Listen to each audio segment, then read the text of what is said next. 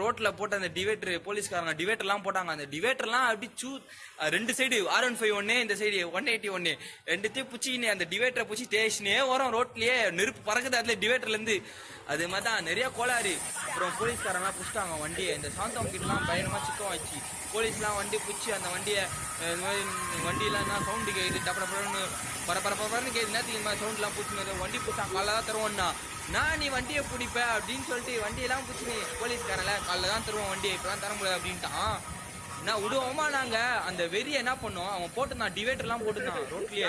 அந்த டிவைடரை புச்சி நீ தீச்சினே வந்தோம், வச்சுட்டான் அச்சு. அவன் எதிர்க்கவே போலீஸ்காரன் அங்க வந்து ஆன்னு பாக்குறான்.